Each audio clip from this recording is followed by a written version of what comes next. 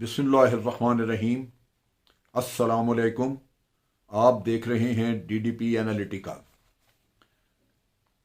पाकिस्तान की सहाफ़त में जहां बहुत बड़े बड़े नाम और ऐसी ऐसी शख्सियतें जिन्होंने कौम की रहनुमाई की अपनी सहाफ़त से, अपनी कलम से, और उन्होंने अपने बयान से ऐसे ऐसे सख्तगीर, ऐसे टेररिस्ट और ऐसे आप कह लीजिए कि डिक्टेटर्स जो भी मुल्क में कुछ गलत किरदार साबित हुए, उनके खिलाफ एक कलम बुलंद किया और उनको या तो राह रास्त पे लेके आए या उनको कटहरे में लाके खड़ा किया। सहाफ़त में वो भी नाम मौजूद हैं जो हमारे तारीख़ के दरख्शां सितारे हैं और उन्होंने आज़ादी पाकिस्तान के लिए बेशुमार कुर्बानियाँ दी, बहुत आज़ाद सहाफ़त की। मैं तारीख़ में सिर्फ़ उन लोगों की एक आप कह लीजिए कि चंद तारीफ़ी कलमात, लेकिन फ़र्दन फ़र्दन मैं नाम नहीं लेना चाहता, लेकिन हमारी सहाफ़त की तारीख़ भरी पड़ी है। लेकिन फिर एक वक्त आया कि जब सहाफ़त जो है वो कुर्बानी की बजाय एक कमाई का ज़रिया बनना शुरू हुई, और उसमें फिर वो सहाफ़ी आ गए जिन्होंने बयानियाँ ढूंढना शुरू किया कि कौन सा ऐसा बयानिया जो बिकता ज़्यादा है, कौन सा ग्रुप जो ज़्यादा पैसा दे सकता है, किसके साथ मिल के काम किया जाए। वो बेशक मुल्क को बर्बाद कर रहा हो, मुल्क के ख़िलाफ़ काम कर रहा हो, मुल्क की अफवाज के ख़िलाफ़ हर्जा सराई करता हो, वो कुछ भी कहता हो, लेकिन ये कि वो चूँकि आपके ज़ाती मफादात को सर्व करता है, आप उसको आज़ादी इजहार राय के ज़मरे में ला के तो अपने मुल्क की बेतौकीरी करते हैं और एहसान फरामोशी करते हैं उन अदारों की जिन्होंने आपके लिए बेपनाह कुर्बानियाँ दी। बहाना एक ये लिया जाता है कि फ़ौज को सियासत में दखल नहीं देना चाहिए, बिल्कुल नहीं देना चाहिए, मैं भी उसके हक़ में हूँ। लेकिन ये है कि ये भी देखना होगा कि मुल्क को तबाही के दहाने पे पहुंचाने वाले काम जो लोग कर रहे हैं, उनको रोकने के लिए कौन सा जरिया है।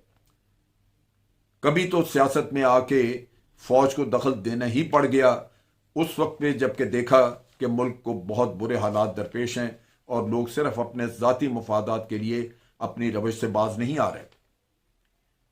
अब इनमें आज देखिए तो मियां नवाज शरीफ को चैंपियन बनाया हुआ है, उनका फौज के खिलाफ हर्जा सराई का अलम बुलंद और दुनिया लेके फिर रही, यहां पे सहाफ़ी उनको प्रमोट करते हैं। क्या इन लोगों को उनका माजी पता नहीं है?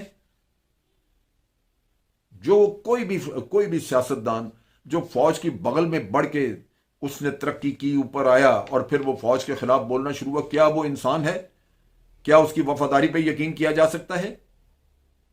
पहले तो उसको अपने आप को दुनिया के सामने पेश करना चाहिए कि मैंने फौज का साथ दिया था, मेरी तजलील होनी चाहिए, मुझे जलील करें क्योंकि मैं ये काम करता रहा हूं, कबल इसके कि वो फिर फौज के खिलाफ हर्जा सराई करे। और अब जबकि पिछले कई सालों से सिविल हुकूमतें मौजूद हैं और फौज कोई दखल नहीं दे रही, तो फिर आप किसका एजेंडा पूरा कर रहे हैं? ये वह चीज देखने वाली। अब मैं जिस वजह से मैं ये बात कर रहा हूं वो ये है कि आप सब जानते हैं पीटीएम, उसका किरदार। पीटीएम ने पिछले दिनों कोई झूठ बोल के कि जनाब अली वजीर साहब उनको जेल में जमीन पे लिटाया हुआ है और ये उनकी बेतौकीरी हो रही है, और जनाब उसकी बुनियाद पे अफवाज पाकिस्तान के खिलाफ, ये भी fake tweet, fake picture, fabricated धोखा, और फिर उसके बाद इल्जाम तराशियां, बेतौकीरी फौज की करनी। क्या सजा है इन लोगों के लिए? क्या माशरे का हक नहीं बनता कि इन लोगों को बेहैसियत, बेतौकीर और जलील करके बाहर फेंक दें, जो सिर्फ झूठ की बुनियाद के ऊपर अपनी सहाफत करते हैं, जो झूठ की बुनियाद पे लोगों के जज्बात को उभारते हैं? क्या हमारे मुल्क में हमारा मुकद्दर सिर्फ झूठ से वाबस्ता है? ये इस कौम की किस्मत है कि इसमें सिर्फ झूठ और झूठ, हेरा फेरी, फ्रेब, जाली कागजात, फ्रॉड, मनी लॉन्ड्रिंग। कहां जा रहे हैं हम? ये चीजें देखने की हैं। बात यह है कि पीटीएम के अली वजीर साहब ने कराची में तकरीर की और उसने कहा कि फौज के मैं हर अफसर को चौराहों में लटकाऊंगा, और ये इस तरह की बातें कभी कोई मुहिब्बे वतन आदमी कर सकता है? क्यों ये इसने की? क्या ये सजा का हकदार नहीं है? अगर उसको पकड़ा तो कौन सा जुर्म किया किसी ने? اب اس کے ساتھ آپ دیکھیے کہ پی ٹی ایم کی حقیقت کیا ہے. پی ٹی ایم ایک فاٹا کے یہ لوگ ہیں جو کہ وزیرستان سے اٹھے. اب وزیرستان میں اگر کوئی مسئلے مسائل ہیں لوگوں کے تو اس کو پشتون کا مسئلہ کہنا تو بڑی زیادتی کی بات ہے. وہ فاٹا کے لوگوں کا مسئلہ ہو سکتا ہے, ان کی اپنی کانسٹیٹوئنسی کے لوگوں کا مسئلہ ہو سکتا ہے. آپ پارلیمنٹ میں چلے گئے ہیں, آپ جا کے وہاں پہ اپنی کانسٹیٹوئنسی کا کیس لڑیں. لیکن کہنا کہ پشتون کا مسئلہ, کیا پشتون پاکستان میں ایک آزاد معتبر قوم کی طرح موجود نہیں ہے؟ کیا پورا پاکستان ان کو ویلکم نہیں کرتا؟ وہ کراچی میں کاروبار کریں, وہ لاہور میں کاروبار کریں, وہ اسلام آباد میں کریں, وہ کوئٹہ میں کریں, جہاں جی چاہے کریں, بہترین کاروبار کرتے ہیں اور ان کو ہر جگہ عزت کی نگاہ سے دیکھا جاتا ہے. کبھی کسی نے بے توقیری نہیں کی اور وہ معاشرے کا ایک بہت اہم حصہ بنے ہوئے جہاں بھی ہیں. اور اس لحاظ سے یہ کہنا کہ پشتون کے حقوق, یہ سراسر میں سمجھتا ہوں کہ یہ ایک لسانی بنیادوں پہ, صوبائیت کی بنیاد پہ ایک عصبیت پھیلانے والا کام ہے جو آپ ملک کے اتحاد کو پارا پارا کرنا چاہتے ہیں. پھر اگر صرف پشتون والی بات ہو تو خیبر پختونخوا سے تعلق ہے. آج وہاں پہ خیبر پختونخوا میں ایک الیکٹڈ گورنمنٹ ہے جو پشتون نے الیکٹ کی ہے. کوئی غاصب گورنمنٹ نہیں بیٹھی ہوئی, ایک میجورٹی سے الیکٹ ہو کے گورنمنٹ آئی ہے اور وہ پشتونوں نے الیکٹ کی ہے. آپ کو کوئی شکوہ ہے تو ان سے بات کریں. لیکن آپ فاٹا کی وجہ سے اگر کوئی آپ کو مسئلہ ہے تو آپ چل پڑتے ہیں چارسدہ سے یہ پشاور اور پھر پورا طے کرتا ہوا لاہور, کراچی جا کے آپ ہر جگہ جا کے تو فساد پھیلا رہے ہیں. پھر آپ کوئٹہ پہنچتے ہیں, پھر بلوچستان میں فساد پہنچا رہے ہیں کہ جناب پشتونوں کے حقوق. بھئی ہر جگہ ان کی حکومتیں موجود ہیں, صوبائی حکومتیں, ان سے بات کریں وہ لوگ اگر کسی کا کوئی مسئلہ ہے تو. لیکن اس کو پشتون کا مسئلہ بنا کے چلانا, یہ شروع ہوا تھا قصہ نقیب اللہ محسود کے وقت پہ. انہوں نے دیکھا کہ ان کی تحریک زور پکڑی, لیکن اصل حقیقت وہ نہیں ہے. نقیب اللہ محسود کا تو یہ بھول گئے. وہ تو زرداری صاحب کا وہ آدمی تھا جس نے اس کو مارا یا مروایا جو بھی کیا. تو اب چونکہ یہ پیپلز پارٹی کے اتحادی بن گئے تو اس کا نام لینا چھوڑ دیا. سو کیا وفاداری تھی ان کی. اور نقیب اللہ محسود کے والد نے ان کو ڈس اون کر دیا. انہوں نے کہا میں یہ وطن کے خلاف بات کرتے ہیں, میں ان کا ساتھی نہیں ہوں, میں ان کے ساتھ نہیں, ان کے احتجاج کا حصہ نہیں بن سکتا, باوجود اس کے کہ اس کا بیٹا تھا. تو یہ تو ان کی حقیقت تھی. لیکن ہوا کیا تھا؟ مسئلہ یہ ہوا کہ پاکستان آرمی نے بے پناہ قربانیاں دے کے تو فاٹا میں ایک امن قائم کر دیا. پھر باڑ لگنی شروع ہو گئی. بھارت جن لوگوں کو استعمال کر رہا تھا پاکستان میں دہشت گردی کرنے کے لیے, طالبان, وہ فاٹا سے انہی علاقوں سے اٹھ کے گئے تھے. وہ بھی پشتون تھے. ان منحوسوں نے کبھی ان کے بارے میں بات نہیں کی کہ پشتونوں نے ہمارا امن تباہ کر دیا. جو لوگ مارے گئے پشاور میں, ہر جگہ جہاں جہاں دھماکے ہوئے, وہ بیچارے وہ قتل و غارت کا شکار ہونے والے بھی پشتون تھے. ان کی ہمدردی میں بھی کبھی بات نہ کی. آپ امیجن کریں ذرا ان کی ذہنیت.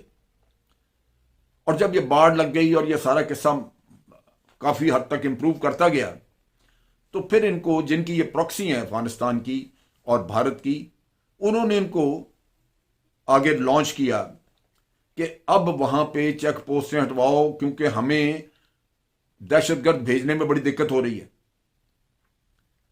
یہ تو ٹیررزم جو ہم نے چلانا تھا وہ تو تقریباً ختم ہوتا جا رہا ہے.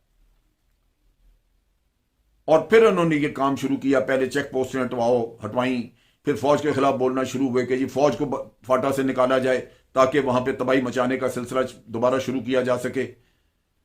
پھر دہشت گرد اگر کوئی آ ہی جاتا ہے وہاں سے, ان کے جو نارمل کراسنگ پوائنٹس ہیں, لنڈی کوتل والا یا آگے جو نارتھ وزستان میں ہیں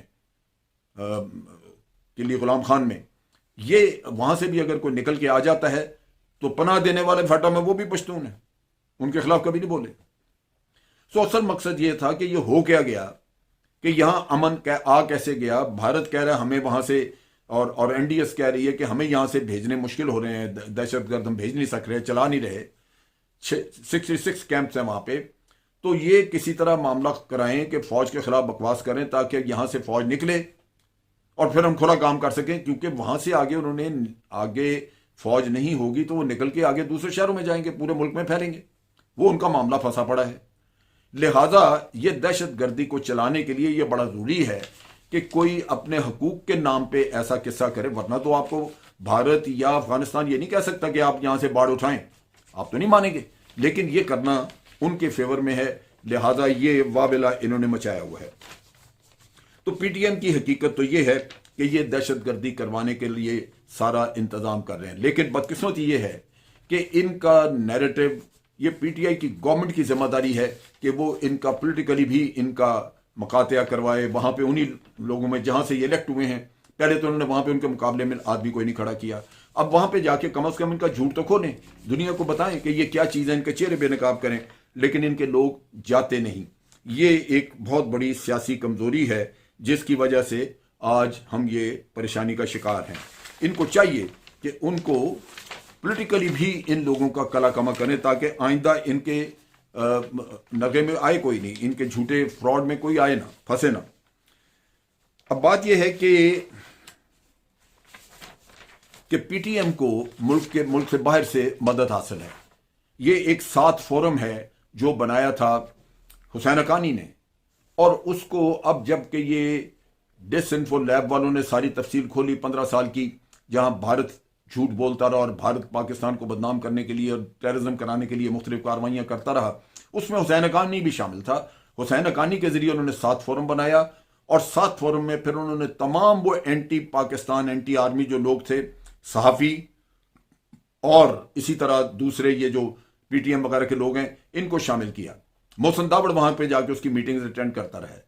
اتنے لوگوں کو وہاں ٹکٹ دے کے بلانا، اچھے ہوٹلوں میں ٹھہرانا، کھانے کھلانے، سیر کرانی، آپ سوچئے حسین حقانی اپنی جیب سے کرتا ہے، یہ پیسہ دے رہی تھی رو، اور سب کو پتا ہے، ڈکلیئر کر دیا ہم نے، جیسے ایم کیو ایم کا الطاف حسین کے وہ غدار ہے، یہ سارے ٹولے کو لے کے حسین حقانی اس کے گھر پہنچا، اس سے ملاقات کرائی کہ اگر کوئی رہ گیا غدار تو وہ بھی نہ چھوڑا جائے، اس سے بھی ملاقات کرا دی جائے اس کی۔ تو یہ سارا ٹولہ وہاں سے چلا ہوا ہے جہاں حسین حقانی ان کو باہر سے لیڈ کرتا رہا، اور یہ افغانستان کی اور بھارت کی پراکسی کے طور پہ کام کرتے رہے۔ اب ان لوگوں نے آ کے تو جب دیکھا کہ ان کے عزائم پوری طرح کامیاب نہیں ہو رہے، تو ایسی ہرزہ سرائی کی، لیکن ان باتوں پہ کیا ہمارے صحافیوں کو یا کسی کو ان کی حمایت کرنی چاہیے؟ شرم آنی چاہیے۔ یہ کیا طریقہ ہے بھائی؟ اب آپ دیکھیں کہ آج اگر یہ احتجاج کرتے ہوئے سیاستدان کھلے بندوں جلسے کر رہے ہیں یا جلوس نکالتے ہیں، تو یہ وہ امن ہے جو اللہ تعالیٰ کی مدد اور افواج پاکستان کی مہربانی سے آج آپ کو میسر ہے کہ آپ پھر رہے ہیں۔ یہ پی ٹی آئی ہو یا کوئی اور جو آج حکومتوں میں بیٹھے مزے سے جلسے جلوس اور سیر و تفریح کرتے نظر آتے ہیں، یہ وہ امن ہے جو آپ کو ملا ہے افواج پاکستان کی قربانیوں سے۔ آپ اس کی قدر کریں، بجائے اس کے کہ شکر گزاری آپ ہرزہ سرائی کرتے ہیں۔ اور اسی طرح یہ صحافیوں کو سوچنا چاہیے کہ یہ جو ہمیں بھاشن دیتے ہیں، بیٹھ کے رات کو ٹیلی ویژن چینلز پہ تقریریں کر رہے ہوتے ہیں یا ادھر ادھر بیٹھ کے صحافتی فنکشنوں میں ہمیں نظر آتے ہیں، یہ اس لیے ہے کہ آج آپ کو امن میسر ہے۔ اس میں بجائے اس کے کہ آپ شکر گزاری کا اظہار کریں افواج پاکستان کی قربانیوں کا، آپ ان چوروں، لٹیروں، ڈاکوؤں کو ساتھ دیتے ہیں، آپ ان غداروں کا ساتھ دیتے ہیں جو باہر کی پراکسیز ہیں۔ آپ کو نہیں پتا کہ وہ کیا کر رہے ہیں۔ آپ ویسے تو اندر سے ہر طرح کی خبریں نکال کے لے آتے ہیں، یہ چیز آپ کو علم نہیں ہے، یہ سب پتا آپ کو، لیکن یہ ذہن میں رکھیے کہ آپ بددلی پھیلا رہے ہیں افواج پاکستان میں۔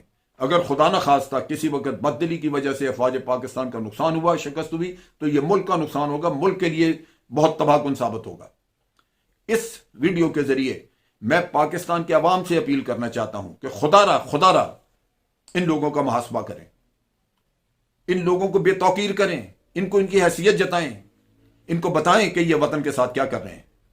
اگر آپ نہیں کریں گے تو خمیازہ آپ کو بھی سب کو بھگتنا پڑے گا۔ ہمیں صحیح رستے پہ چلنے کی رب العالمین توفیق دے۔ اللہ تعالیٰ سب کی آنکھیں کھولے تاکہ وہ حقائق کو دیکھ سکیں۔ اللہ تعالیٰ ان سب کا ایمان تازہ کرے تاکہ یہ اپنے ایمان کی روشنی میں بات کر سکیں۔ کسی بھی ملک میں اپنی دفاعی افواج کے خلاف اس طرح فضولیات نہیں بولی جاتی جو اس ملک میں بولی جاتی ہیں، اور صرف اس نام پہ کہ افواج پاکستان سیاست میں دخل دیتی ہیں، یہ جھوٹ۔ اور جب جی چاہتا ہے کسی کا الزام لگا کے اپنے کالے کرتوت، اپنی کرپشن اور اپنی ہر طرح کی بے قاعدگی کو چھپانے کے لیے وہ یہ کہہ دیتا ہے کہ جی فوج نے یہ کیا اور سب پاگلوں کی طرح لگ جائیں اس کے پیچھے. ہمیں شرم آنی چاہیے. ہم اپنے اعمال کو دیکھیں، اپنے کرتوت کو دیکھیں، وہ درست کرنے کی ضرورت ہے.